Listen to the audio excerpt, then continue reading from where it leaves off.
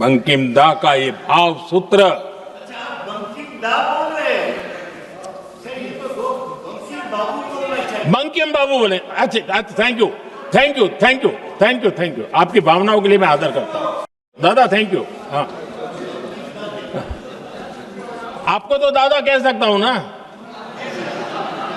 वरना उसमें भी आपको इतराज हो जाएगा। अंग्रेज समझ चुके थे कि 1857 के बाद लंबे समय तक भारत में टिकना उनके लिए मुश्किल लग रहा था। और जिस प्रकार से वो अपने सपने लेकर के आए थे, तब उनको लगा कि जब तक भारत को बांटेंगे नहीं, जब तक भारत को टुकड़ों में नहीं बांटेंगे, भारत में ही लोगों को एक दूसरे से लड़ाएंगे नहीं, तब तक यहां राज करना मुश्किल है। और अंग्रेजों ने बांटो और राज करो इस रास्ते को चुना, और उन्होंने बंगाल को इसकी प्रयोगशाला बनाया। क्योंकि अंग्रेज भी जानते थे, वो एक वक्त था जब बंगाल का बौद्धिक सामर्थ्य देश को दिशा देता था, देश को ताकत देता था, देश को प्रेरणा देता था। और इसलिए अंग्रेज भी चाहते थे कि बंगाल का ये जो सामर्थ्य है वो पूरे देश की शक्ति का एक प्रकार से केंद्र बिंदु है। और इसलिए अंग्रेजों ने सबसे पहले बंगाल के टुकड़े करने की दिशा में काम किया। और अंग्रेजों का मानना था कि एक बार बंगाल टूट गया तो ये देश भी टूट जाएगा, और वो यावत चंद्र दिवाकरो राज करते रहेंगे, ये इनकी सोच थी।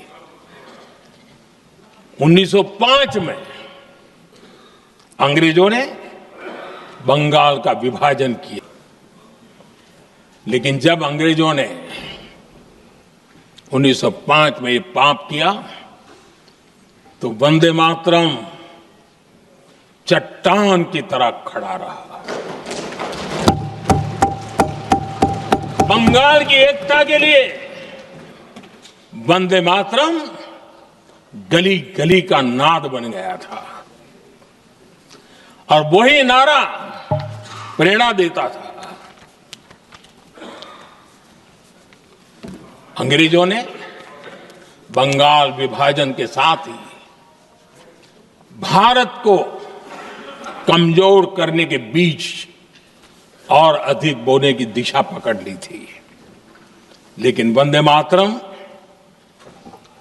एक स्वर एक सूत्र के रूप में अंग्रेजों के लिए चुनौती बनता गया और देश के लिए चट्टान बनता गया। आदरणीय अध्यक्ष जी, बंगाल का विभाजन तो हुआ, लेकिन एक बहुत बड़ा स्वदेशी आंदोलन खड़ा हुआ, और तब वंदे मातरम हर तरफ गूंज रहा था। अंग्रेज समझ गए थे कि बंगाल की धरती से निकला बंकिम दा का ये भाव सूत्र। बंकिम दा बोल रहे हैं सर, ये तो बंकिम बाबू बोल रहे हैं। बंकिम बाबू बोले। अच्छा, thank you, thank you, thank you, thank you, thank you. आपकी भावनाओं के लिए मैं आदर करता हूं। बंकिम बाबू ने थैंक यू दादा, थैंक यू। हाँ, आपको तो दादा कह सकता हूं ना,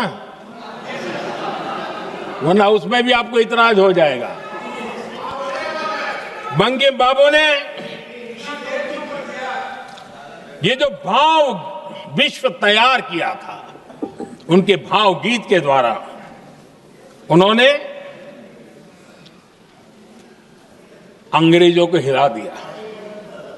और अंग्रेजों ने देखिए कितनी कमजोरी होगी और इस गीत की ताकत कितनी होगी, अंग्रेजों ने उसको कानूनी रूप से प्रतिबंध लगाने के लिए मजबूर होना पड़ा था। गाने पर सजा, छापने पर सजा, इतना ही नहीं, वंदे मातरम शब्द बोलने पर भी सजा। इतने कठोर कानून लागू कर दिए गए थे।